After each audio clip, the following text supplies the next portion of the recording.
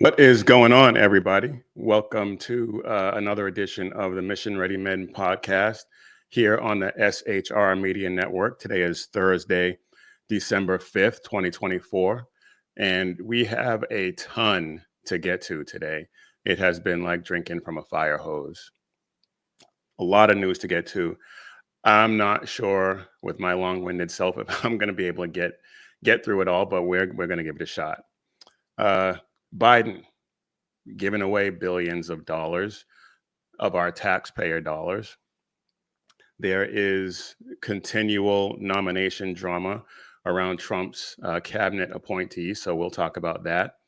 And lying liar Biden lied again.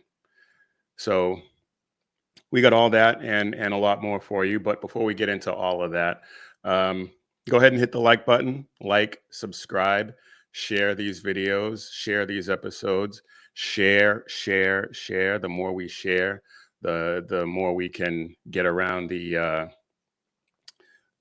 big tech overlords and their efforts to suppress content like ours on Mission Ready Men and all of the content on the SHR Media Network. So thank you for joining us here on SHR. And you can also catch all the other great shows like The Edge of Liberty with Sackhead Sean, The Reaver of Common Sense with Jersey Joe, and BZ's Berserk Bobcat Saloon with the bloviating Zeppelin himself, BZ. You can also follow this show on all the socials at Mission Ready Men on Facebook, Instagram, and Twitter. And we're also on Truth Social. I'm not very active on that. I mean, there's already all kinds of socials we have to be active on, and honestly, I'm not good at being that active on most of them. But I'm working on it. But yeah, you can follow us there, and also if you like the shirt I'm wearing, you can head over to missionreadymen.com, click on shop, and check out all of our great designs there.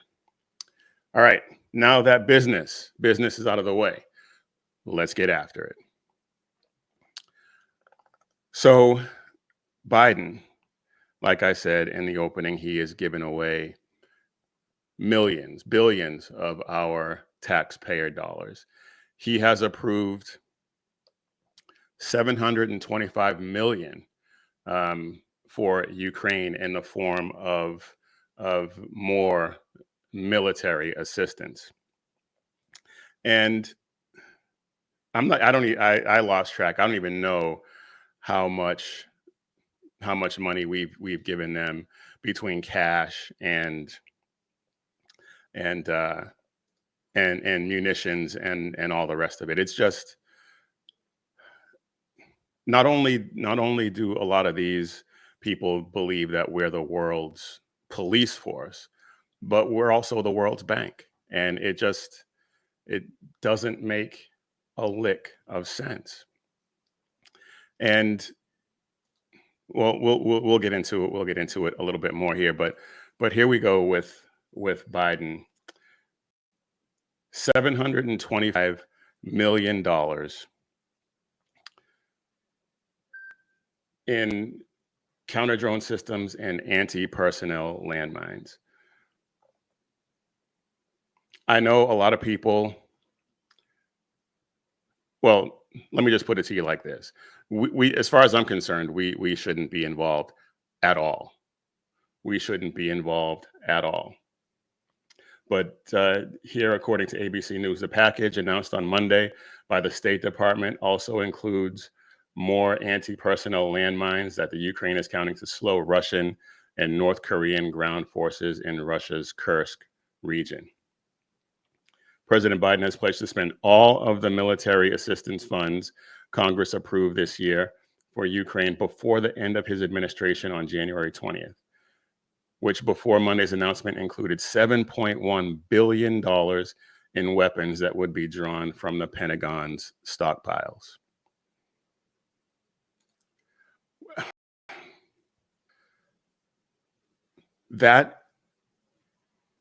Biden right now, as far as I'm concerned, is a traitor. He has been for a long time, but this is just more evidence, because He's arming a country that is going to war against one of our greatest military foes, and this foe also has the world's largest nuclear arsenal, and we're giving them weapons. I mean, this is a proxy war. We are basically at war with Russia. Tucker Carlson had a video where he basically said the same thing. We're at war with Russia through Ukraine. So not only is Ukraine a giant money laundering scheme, but they're a proxy for a war with Russia that makes absolutely no sense. No sense. So not only is Biden giving away millions of dollars for a war that we have no business being in, he has pledged to give $1 billion to Africa. And this comes at a time when we have people in this country who are in need of so much more help. And it really blows my mind that this is, yeah, it's truly mystifying that we are allowing this to happen, that we have elected people who are just hell-bent on giving away the store. And I've said many times that these people just hate America. And it can't be any more obvious than this. And here is Biden in his announcement that he's giving away $1 billion more to Africa. You know, that's the right thing for the wealthiest nation in the world to do. And today, I'm announcing over $1 billion in new humanitarian support for Africans displaced from homes by historic droughts and food insecurity. We know African leaders and citizens. Okay. We have people in this country right now, as a result of 2 hurricanes, that have no homes, that have no food. And in the case of the Carolinas and Tennessee, the temperatures are dropping. So they have no shelter. FEMA has abandoned them. I believe in North Carolina, they have lifted the state of emergency. So now people who are trying to build homes and build shelters are subject to all of the code enforcement nonsense that would be there's no more state of emergency. So it's normal times. And so all of these shelters that people are building have to be in compliance. It's just, it's truly disgusting. Are seeking more than just aid. You seek investment. So the United States is expanding our relationship all across Africa, from assistance to aid, investment to trade, moving from patrons to partners to help bridge the infrastructure gap. I was told, by the way, when I got elected, I could never get an infrastructure bill passed. This is treasonous, as far as I'm concerned. I have the utmost compassion for people who need help, the people in Africa who are dealing with natural disasters and things like that, food shortages, and I pray for them. Nothing but compassion for them. But we have people in this country right now dealing with the same thing. And that $1 billion could go a long way to helping them. And then once we get our own house in order, then we can be compassionate and help these other countries. that are going through something similar. But we need to fix our own house first. Just like I said, truly disgusting. Disgusting, and this guy is a traitor.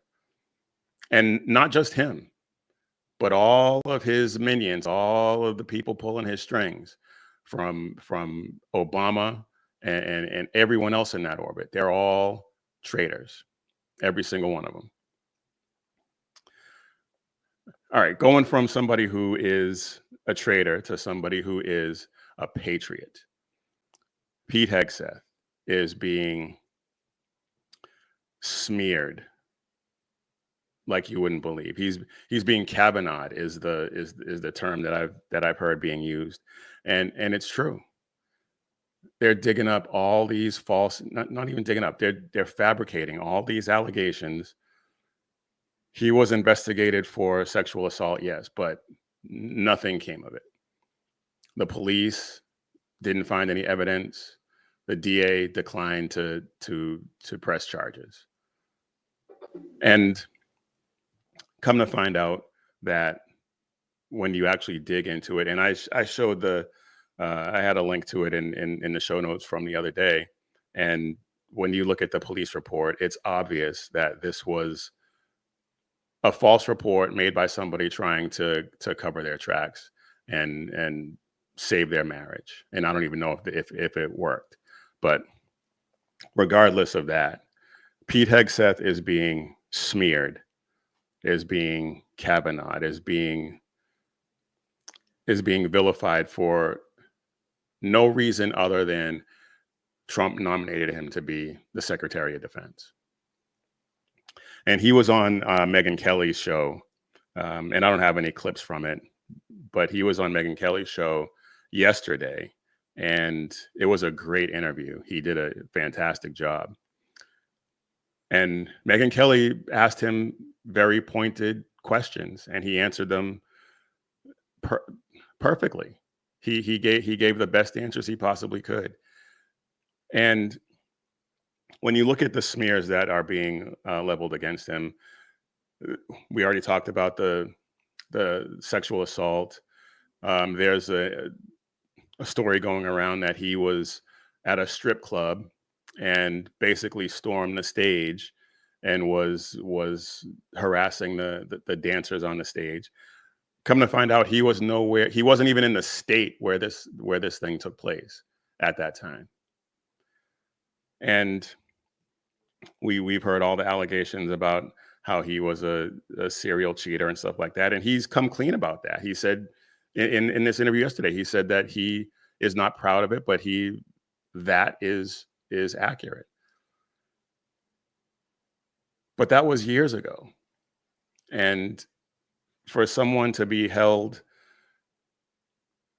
obviously you have to be held accountable for your actions. And apparently he has been personally, but it has absolutely nothing to do with his ability to run a Department of Defense. And we come to find out, not only is he being unfairly attacked on stuff that's been completely made up out of whole cloth, but Republican senators are behind it. Senator Joni Ernst and Lindsey Graham. And every time I hear about Joni Ernst doing something like this, I'm not surprised anymore, but it's disappointing because I remember when she first was elected to the Senate, I thought she's going to be good, and she has turned out to be terrible. She must be primaried, not just for this, but for all the other things that she's done to undermine the Republican Party and the conservative movement. And Lindsey Graham is pretty much to be expected. That guy's a snake. And he runs unopposed in South Carolina for some reason. I don't get it. He needs to be primary too. But those are the two primary drivers behind this campaign to derail Pete Hegseth's nomination. And now they're talking about Ron DeSantis being being nominated in his place.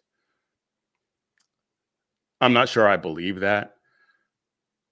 Even if it's true, I hope that Trump and Hegseth stick it out and deal with it. And then if he doesn't get confirmed, if he doesn't pass the confirmation process, okay, I'll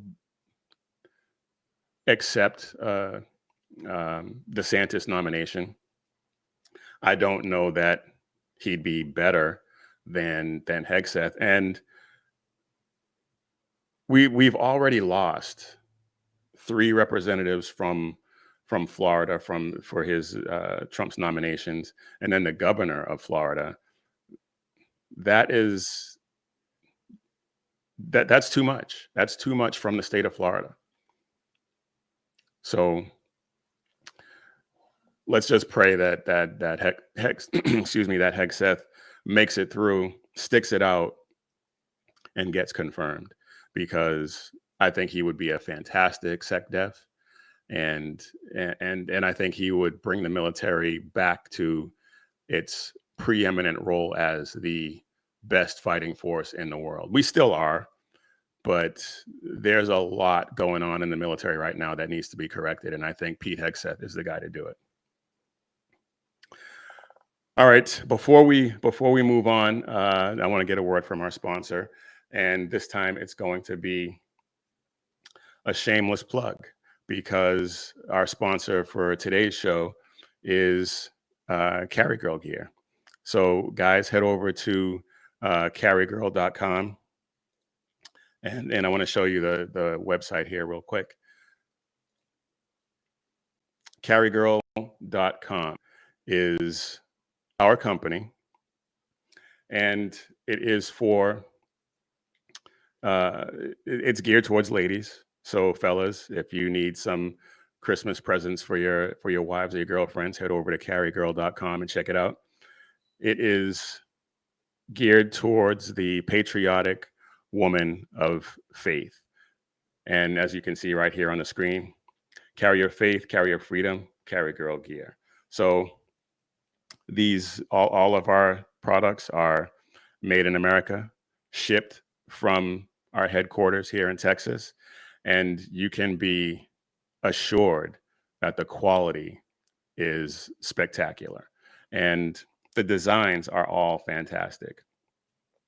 And obviously it's affiliated with 7 Armors, so you can see here on the screen you have some 7 Armors gear as well.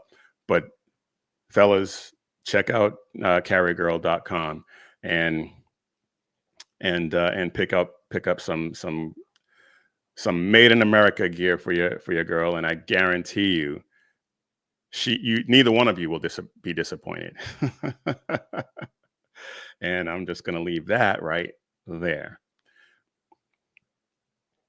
All right, let's go ahead and move on, because like I said, we have a lot to get to, and I want to try and get it all in. Trump has, we just talked about Pete Hegseth and the troubles that he's having, but there's another one of his nominees that has been problematic, and this guy actually withdrew his name because, come to find, he never should have been nominated in the first place. And I'm talking about Sheriff Chad Cronister, and I'm not sure if I'm pronouncing his name right. Really don't care, quite frankly. But this guy,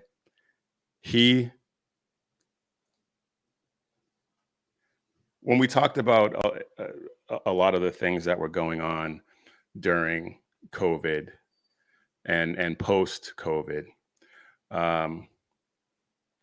one of the last bulwarks against tyranny has been sheriffs. And sheriffs are elected. Sheriffs, for the most part, have stepped up and said, we are not going to enforce these unconstitutional laws and mandates that came down when COVID hit. And one of the few sheriffs who was not did not follow in that mold was, like I said, this guy Sheriff Chad Cronister, and he has withdrawn his name from consideration as the DEA administrator. And I just want to go through a few quick things. Now he comes out and he says to have been nominated by President-elect Donald Trump to serve as the administrator of the Drug Enforcement Administration is the honor of a lifetime. Over the past several days, as the gravity of this very important responsibility set in, I've concluded that I must respectfully withdraw from consideration. There's more work to be done for the citizens of Hillsborough County and a lot of initiatives I'm committed to fulfilling, blah, blah, blah, blah, blah. Okay. Just a few, let me just give you a few lowlights of this guy's tenure as the sheriff of Hillsborough County. This guy, he is what people have been referring to as a branch Covidian tyrant. And he was one of the few sheriffs who supported and instituted a curfew during the pandemic. And he also arrested a pastor who kept his church open during the pandemic. And then not only arrested him, but bragged about it in a press conference. So he is he has no consideration for religious liberty. He has no consideration for liberty at all. He's a tyrant. And he also, during the pandemic, gave his deputies a stand down order while this was during the Summer of Love and the BLM riots. He gave his deputies a stand down order and told them to just sit back and watch as these rioters destroyed public property. And then going back to the pandemic,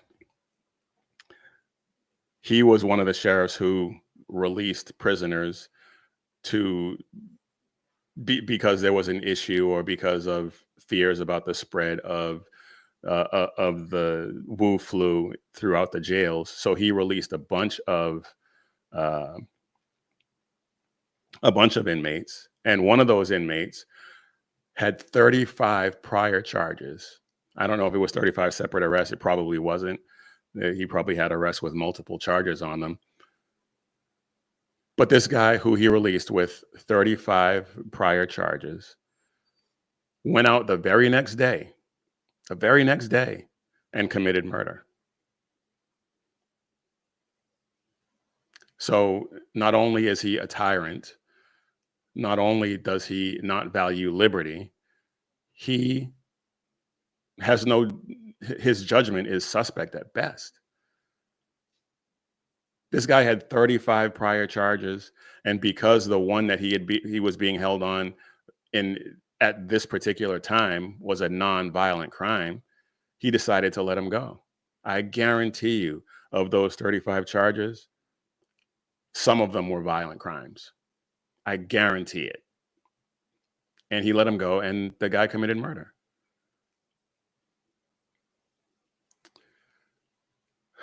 And there's more. There's more, because this guy also supports transing kids, and we're going to get into that a little bit later on in the show. He supports DEI, and he removed, and this is related to DEI, he removed merit as a primary driver for advancement in his department. So if you take out merit, if you're not qualified to advance, what other considerations are there? Whether or not you're male or female, whether or not you're Black, white, Hispanic, whatever, those are now the primary drivers for advancement in the Hillsborough County Sheriff's Department under this guy. And I'm curious as to how he, excuse me, I'm curious as to how he even was considered for this post, much less nominated. And I can think of a couple of other sheriffs in Florida that would have been much better off, would have been much better. Sheriff Polk is one of them. And there's another one, and I can't think of his name off the top of my head. But this guy, I wouldn't vote for him for dog catcher, let alone running the DEA. My goodness. Now, Trump has had some stellar nominees like Hegseth, Sebastian Gorka, Tulsi Gabbard. He has some. And he's had this one, which is a bit of a stinker. But he has had some stellar nominations, and he is using the power that he now has as president-elect to great effect. I mean, he hasn't even been sworn in yet, and he's letting it be known that he is not messing around between his, how could I forget Tom Homan as the borders are. I mean, just he's not messing around. He is not messing around. He's gonna get it done. And one of the examples of him wielding his considerable power has to do with the hostages over in Gaza. And he posted this up on Truth Social, and I'm going to read it to you. Everybody is talking about the hostages who are being held violently, inhumanely, and against the will of the entire world in the Middle East. But it's all talk and no action. Please let this truth serve to represent that if the hostages are not released prior to January 20th, 2025, the date that I proudly assume office as President of the United States, there will be all hell to pay in the Middle East and for those in charge who perpetrated these atrocities against humanity. Those responsible will be hit harder than anybody has been hit in the long and storied history of the United States of America. Release the hostages now. That is outstanding. That is absolutely outstanding. And I think it's going to happen. I think that the hostages are going to be released. And it's kind of reminiscent of the hostages being released right when Ronald Reagan took office in 81. Some people give Reagan credit for that. I don't know that that's accurate. I'd like to think so, but just based on some of the things I've read, there's competing theories as to whether or not he actually was involved in their release. But I have no doubt that Biden is not negotiating on behalf of these hostages in any way.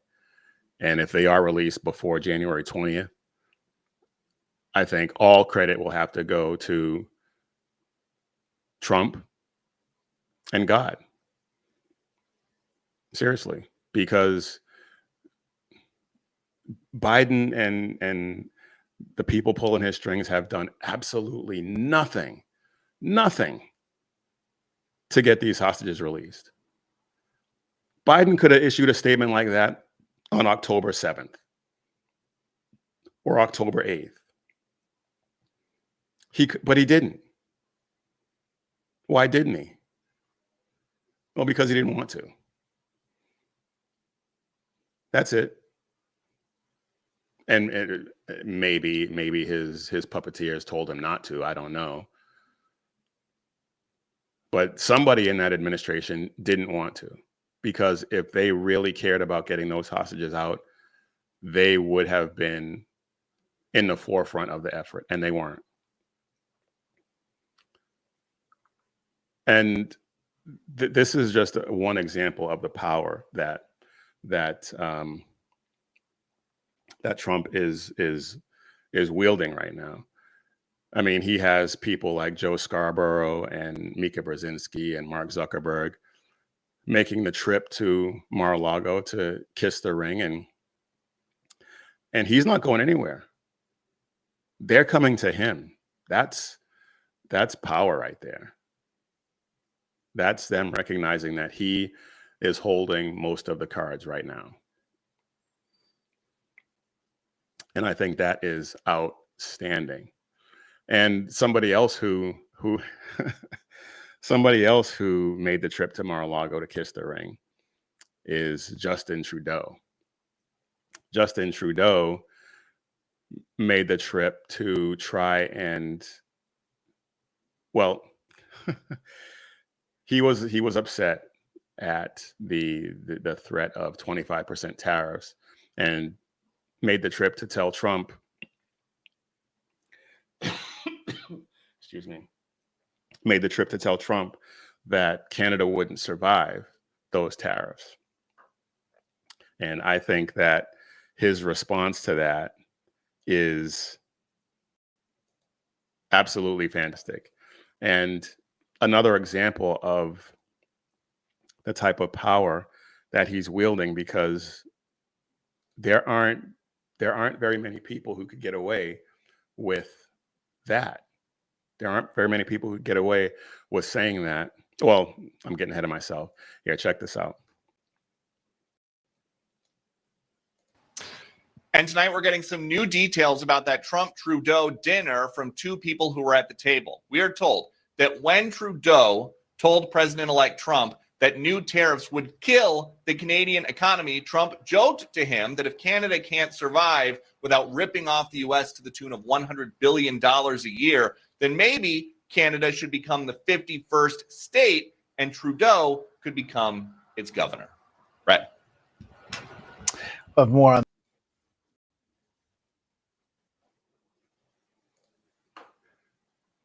that.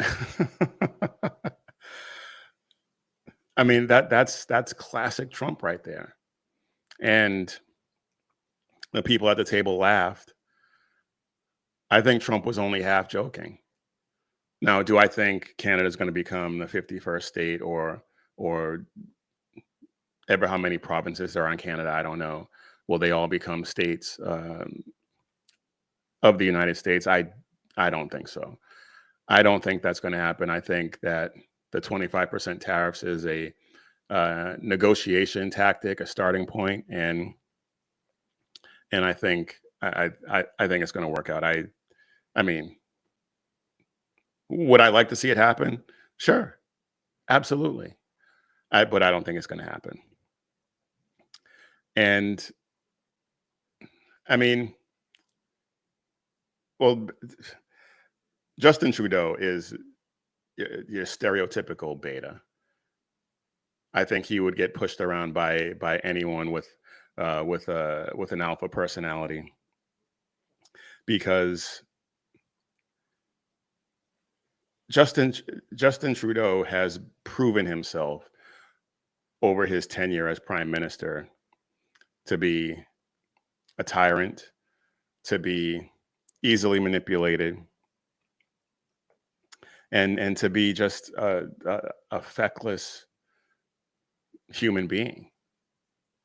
And Trump sees that, and he knows that he can just basically push him around, and he's going to do it. Like that time when he was over at I think it was the G7 or G8 or something like that over in Germany, and they were taking a picture, and Trump just bull rushed his way to the front and pushed people out of the way.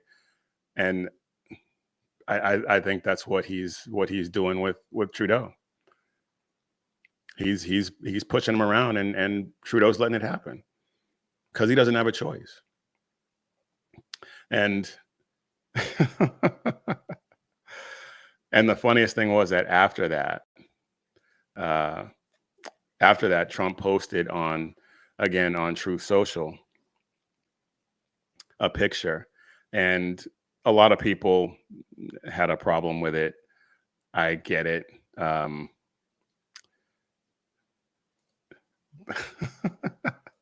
but I just think it's hilarious. He posted this picture. It's obviously AI generated, but it's a picture of him standing on a mountain with a Canadian flag. And people are getting on Trump because it's obviously a picture of the Matterhorn, which is, I believe, between Italy and Switzerland. So it's obviously not Canada, but I think the message that it conveys is hilarious. And it was another massive troll for Justin Trudeau, and I'm here for it. I think it's absolutely outstanding, and I don't begrudge him one bit. I think it's hilarious. I think it's absolutely hilarious. All right, now that we've established that Trump is the alpha dog in this scenario, I want to move on to something that I wanted to get to last time, but ran out of time. And on the topic, there's been some developments even since then. So I'm going to spend a little bit of time on it. I still have some time, so hopefully I will get through it all. And last week I was going to talk about J.K. Rowling, and I know she's a big lefty, but she has been outspoken and on the right side of this transgender, gender delusion narrative. She's been outspoken against it, and she's taken a lot of hits from people who she's worked with before on it, but she's standing her ground, and she's 100% right. And she's lost quite a bit of money. She's lost quite a bit of the respect of her peers in the industry. I don't think she cares, nor should she. But over the years, it appears that she is now winning, and I say that because this story broke last week, and I was going to talk about it. J.K. Rowling might have just won the culture war, and this is in Newsweek, not a bastion of conservative media. But part of the story here we're going to read: since 2019, Rowling has sparked impassioned debate and backlash over her statements on trans women and insistence on using male pronouns to describe them. Good on her. The British-born writer has publicly supported women who question the legitimacy of trans women's gender identities and has dedicated much of her feed on X, formerly Twitter, to speaking on the issue. Now, long after Rowling had accepted she might have irreparably tarnished her legacy, she finds herself firmly back in the fold. Warner Brothers Discovery, the entertainment behemoth bringing her Harry Potter franchise back to screens as an HBO TV show, stated in November that not only will it be working with her on the project, it sees no reason to wade into the furor over her trans-related utterances. She's back. She's back. And I'm not a huge fan of J.K. Rowling. I mean, I think she's, like I said, she's right on this particular issue, but she's a big lefty. This is probably the only thing that we agree on. I'm not sure what her stance is on free speech over there in the UK, which they are trampling over. I haven't heard her talk about that at all. But on this particular issue, she's right, and I agree with her. Everything else we probably don't agree, but she's winning. She's winning, and I think the issue itself, I think the conservative side is winning. I think the transgender confusion agenda is losing. We just saw San Jose State, the San Jose State volleyball team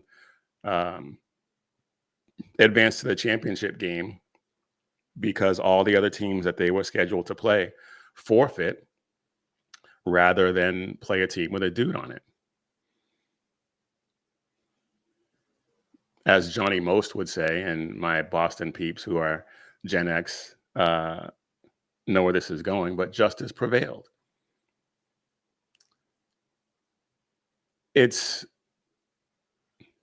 Justice will prevail as long as more women step up and refuse to participate. Just refuse. That's the only way, or that's one of the only ways that they're going to be able to combat this narrative. And we need more women. Like the West Virginia track and field team, the girls who competed in the shot put and discus, they stepped out. They when rather than compete against a team that had a dude on it, they stepped out of the ring and forfeit their matches. We need more of that. We absolutely need more of that. And at the high school level, and maybe even the college level, I don't know, but definitely at the high school level, the dads need to be stepping up. The dads need to be showing the backbone to their daughters so that their daughters can step up and stand up and say, I'm not going to participate. And then even if the daughters don't want to do it for whatever reason, they don't want to rock the boat or whatever, that's fine. The dads need to step up and rock that boat. The dads need to say, no, my daughter is not competing against a guy. Period. End of story. And the more that this happens, the more that stuff like that happens, the easier it will be to combat this and finally put this nonsense to bed. And along those lines of this trans nonsense, this gender delusion nonsense. Yesterday, I think it was yesterday, maybe the day before, I'm not sure. SCOTUS was hearing oral arguments on this issue. There was a hospital in Tennessee that was doing this gender affirming care on children, and it made it all the way up to the Supreme Court. And before we get into some of the arguments that were held that were made during the oral arguments, Matt Walsh, outside of the Supreme Court, made a statement, and his speech was about 4 or 5 minutes long. I'm not going to play the whole thing, but there's one part where he sums this up pretty well. And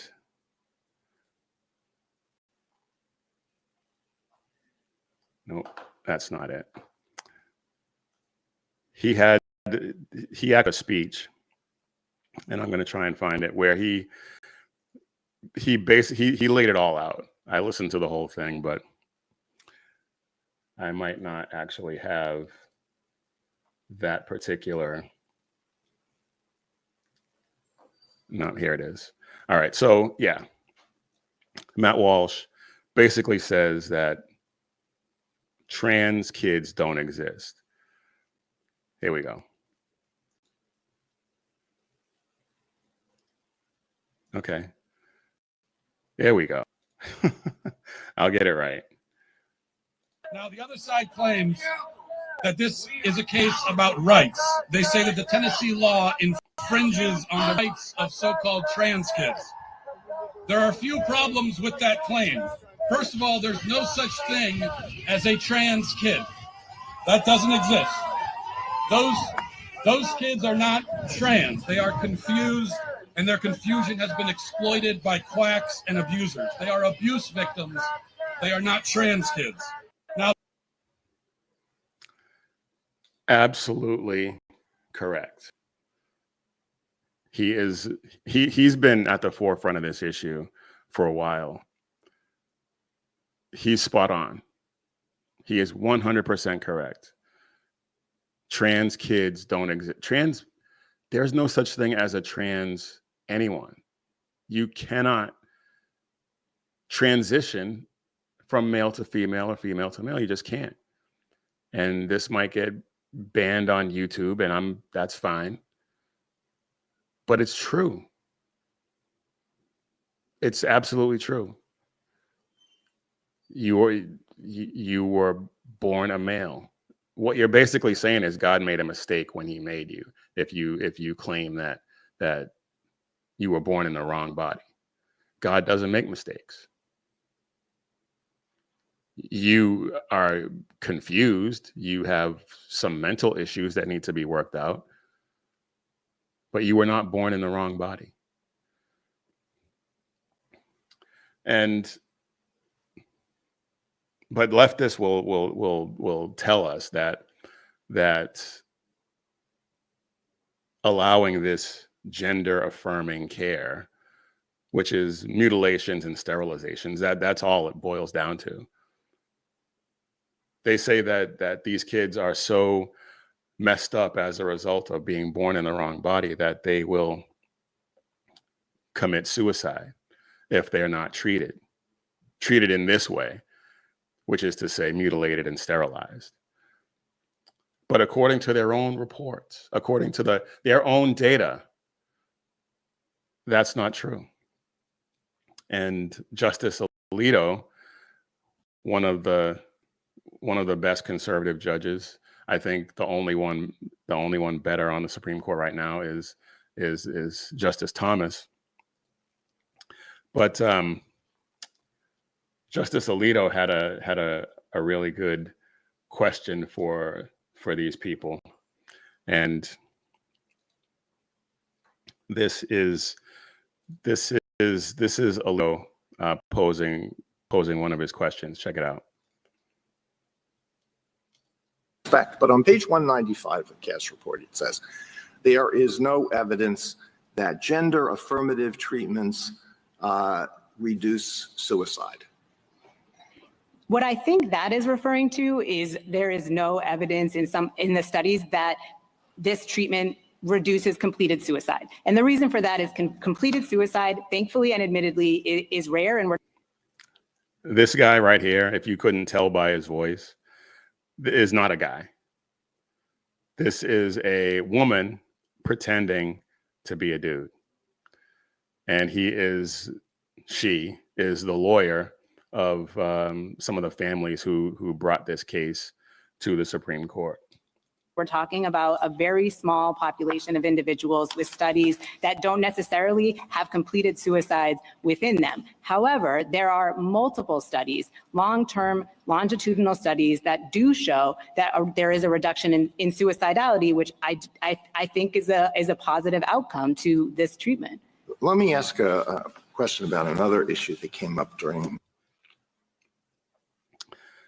And the lawyer's name is Chase Strangio, which I just find hilarious. That her name is Strangio.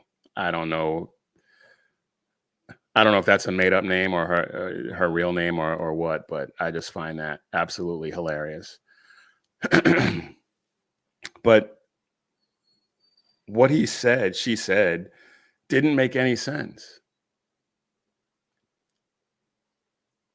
And this lawyer was clearly not ready for prime time in terms of arguing a case before the Supreme Court, because she was stumbling over her words, and what she said in response to Alito really didn't make any sense. It was a lot of lawyer doublespeak that used a lot of words to say not much of anything. But one of the other justices had something, I don't want to say interesting to say, but definitely something that we that we need to hear, and that is Justice Ketanji Brown Jackson. And I I really don't understand what is going on with some of these people,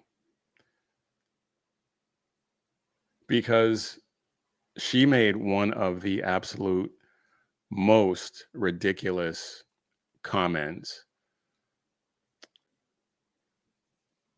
that I've ever heard, that I've ever heard in a Supreme Court hearing.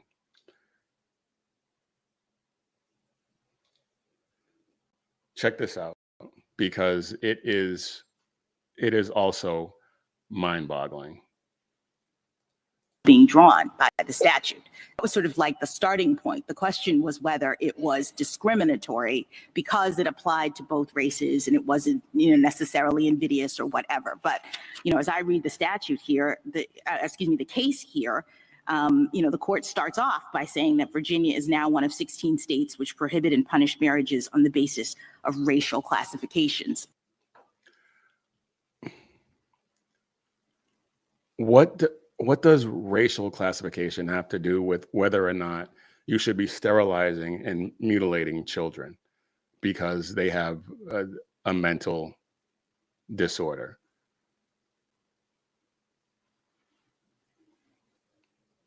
Maybe she'll explain. And when you look at the structure of that law, it looks in terms of you can't do something that is inconsistent with your own characteristics. It's sort of the same thing. So it's interesting to me that we now have this different argument, and I wonder whether Virginia could have gotten away with what they did here by just making a classification argument the way that Tennessee is in this case. Yes, I think that's exactly right, that there is absolutely a parallel between any law that says you can't act inconsistent with a protected characteristic and in all other contexts being drawn by. That made, again, absolutely everything about the left, everything about their arguments is incoherent. Everything about it, because there is absolutely no parallels to be drawn between a Black person and a white person, or and any separate races of people marrying each other. There is no parallel between that and a child who says, I'm a girl and I want to be a boy, or I'm a boy and I want to be a girl.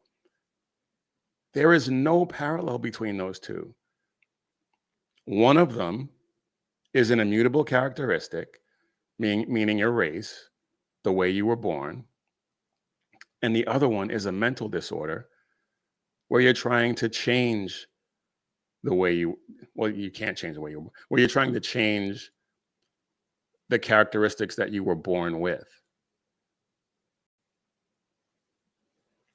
There is no universe in which those two things are comparable in any way. And just when you thought that a Supreme Court justice couldn't be any more ridiculous, we have Justice Sonia Sotomayor. And I'm not sure which one is dumber between Sotomayor and Ketanji Brown Jackson. But I'm going to let you decide. Check this out. So it becomes a pure exercise of weighing benefits versus risk. And the question of how many minors have to have their bodies irreparably harmed for unproven benefits is one that is best left. I'm sorry, counselor. Every medical treatment has a risk, even taking aspirin.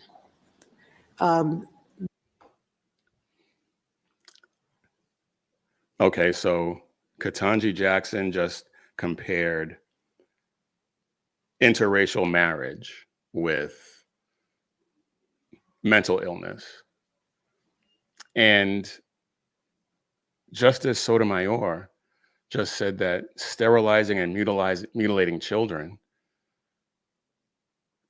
because its treatment for a mental disorder is the equivalent of taking an aspirin and carries a comparable risk.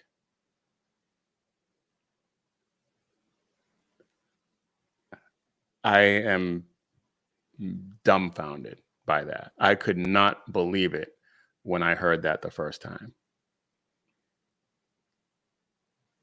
Taking an aspirin is just as risky as sterilizing a child, mutilating a child.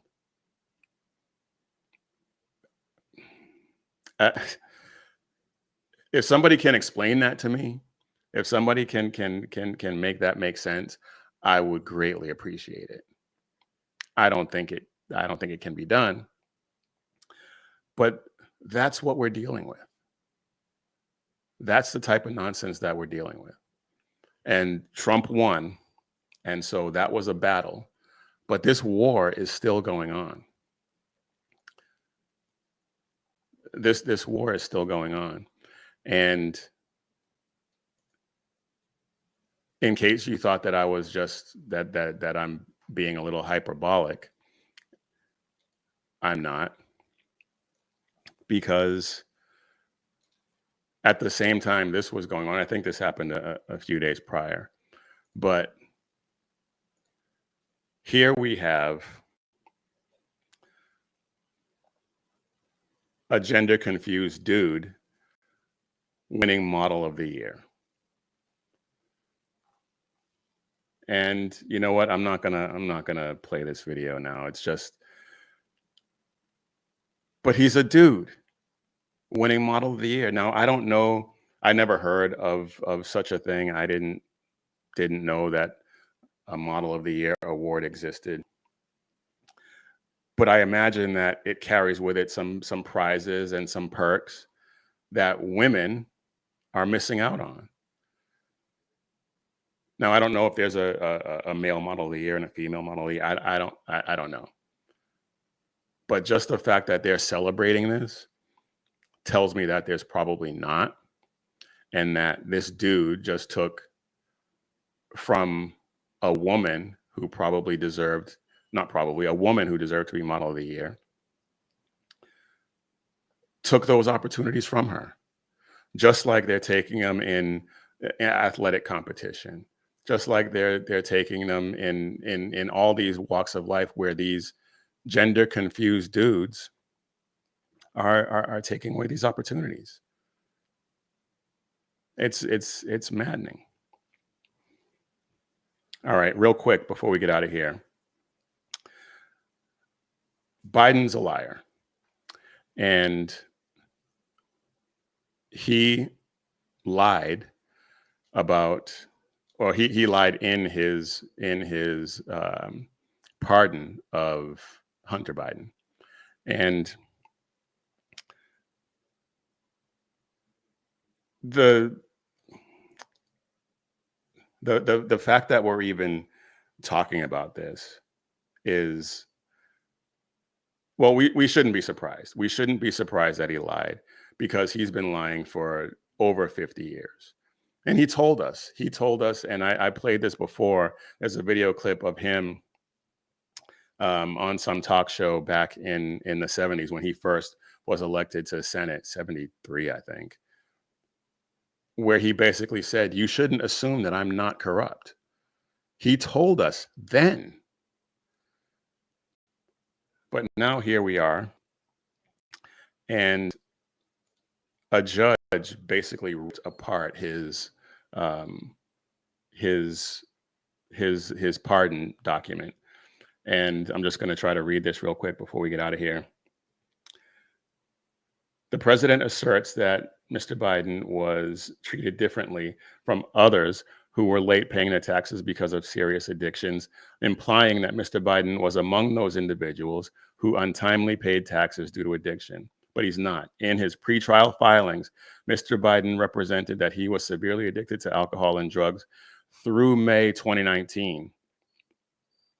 Upon pleading guilty to the charges in the case, Mr. Biden admitted that he engaged in tax evasion after this period of addiction by wrongfully deducting as business expenses items he knew were personal expenses, including luxury clothing, escort services, and his daughter's law school tuition.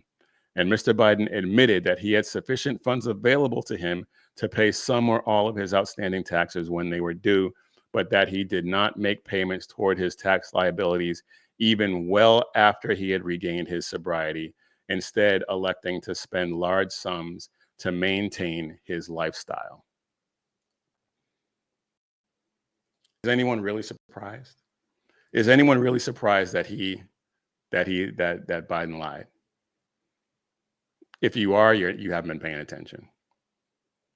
Anyway, I got through most of it, so that's all I got for you this time, folks. I will try to do better on the next one. Please remember to hit the like button, subscribe, share these videos, share. Sharing is one of the most important ways we can get the word out, because we want to continue to spread the message of Jesus Christ and the message of hope and liberty that he gives us. And we want to spread it to as many people as we can so we can preserve it for future generations. And again, if you like the shirt that I'm wearing, check out missionreadymen.com. Click on Shop 7 Armors and check out all of our cool designs that have a message of faith and patriotism. Missionreadymen.com, Shop 7 Armors. But as always, when seconds count, the police are only minutes away, but the Lord is right there with you. So keep your prayers going up and your head on a swivel. God bless.